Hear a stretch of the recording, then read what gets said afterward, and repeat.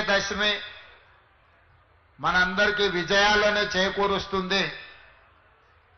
ఇవాళ వాతావరణ శాఖ 4-5 రోజుల నుంచి హెచ్చరిస్తున్నది. విపరీతమైన వర్షాలు, ఎవరు బయటికి వెళ్ళకండి. ఈ వర్షాలు మొత్తం వ్యవస్థలను అన్నిటిని కూడా దిగ్బంధం చేస్తాయని. కానీ ఒక మంచి సంకల్పంతో, ఒక మంచి ఆలోచనతోటి ఈనాడు ఈ అభివృద్ధి కార్యక్రమాల ప్రారంభోత్సవం పెట్టుకుంటే వాతావరణం ఎంత అనుకూలంగా, ఎంత గొప్పగా సహకరించిందో నాకు తెలిసి ఈరోజు ఉదయం కూడా వర్షం పడ్డట్టుంది. ఇక్కడ మీరందరూ ఇండ్లలో నుంచి బయలుదేరే ముందు వర్షం వస్తుంది, కార్యక్రమం ఏ విధంగా కొనసాగుతుందో అని మీరందరూ ఆందోళన చెంది ఉంటారని నేను అనుకుంటున్నా.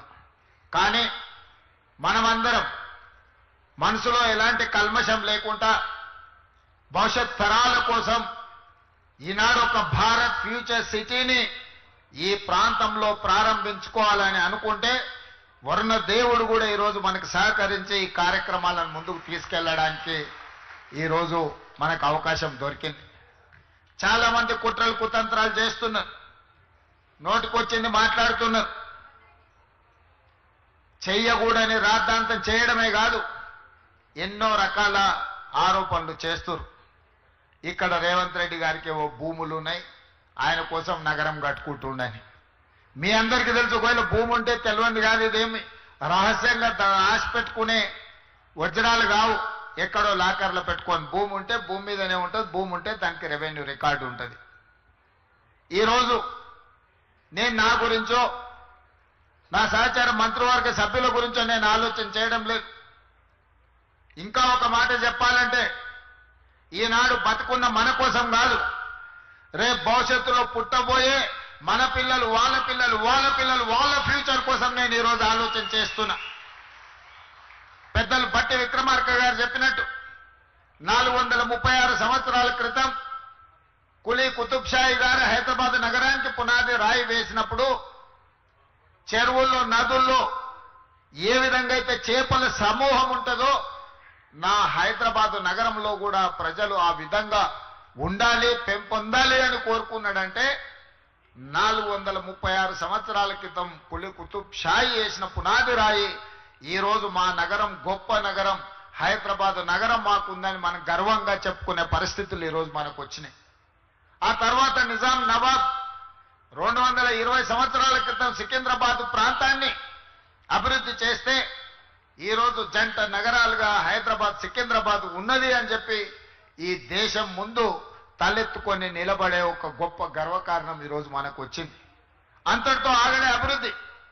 ఆనాడు చంద్రబాబు నాయుడు గారు, డాక్టర్ వైఎస్ రాజశేఖర రెడ్డి గారు మాకెందుకులే, మేము ఉన్నప్పుడు ఏదో కాలం గడిపేస్తే చాలు అనుకొని ఉంటే ఇవాళ సైబరాబాద్ వచ్చి ఉండేది కాదు, హైటెక్ సిటీ కట్టి ఉండేవాళ్ళు కాదు, ఔటర్ రింగ్ రోడ్ ఈరోజు మన కళ్ళ ముందర ఉండేది కాదు.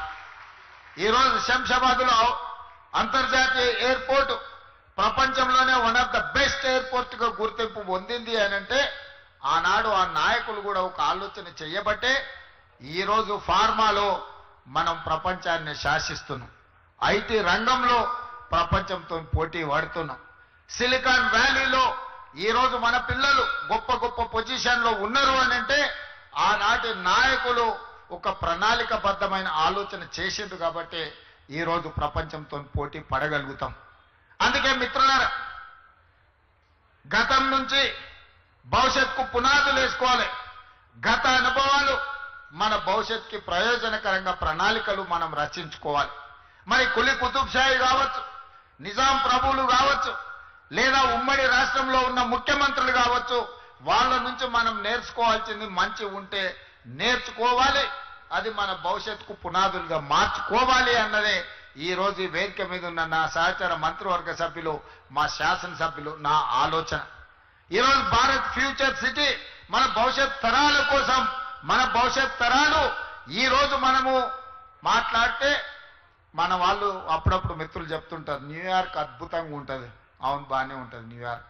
ఆ తర్వాత చెప్తారు జపాన్లో టోక్యో చూడాలి, ఆహా అంటారు. అవును, అద్భుతంగా ఉంటుంది. కొంతమంది మిత్రులు సింగపూర్ పోయొచ్చి అసలు సింగపూర్ ఉంటుంది చూడాలన్నా అని చెప్తారు. అది బాగానే ఉంది. మీరు అందరు చాలా మంది దుబాయ్ చూసిటారు. అబ్బా దుబాయ్ ఉంటుంది కదా అని మీరు చెప్తారు.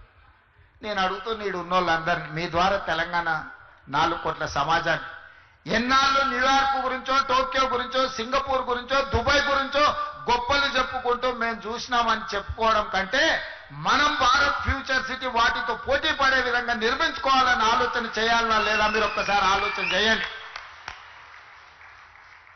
నాకు 10 సంవత్సరాలు ఇవ్వండి, న్యూయార్క్లో ఉన్నోడు కూడా భారత్ ఫ్యూచర్ సిటీ నేను చూసి వచ్చినని చెప్పుకునే విధంగా ఈ రోజు ఈ నగరాన్ని నిర్మిస్తా. రేపు పొద్దుగాల మీరు గొప్పగా ఎక్కడుంటావు నువ్వు, నీ ప్రాంతం ఏది అంటే నాది భారత్ ఫ్యూచర్ సిటీ అని మీరు చెప్పుకునే విధంగా దీన్ని తీర్చిదిద్దే బాధ్యత మా ప్రభుత్వం తీసుకుంటుంది, నా సహచర మంత్రివర్గ సభ్యులు తీసుకుంటారు.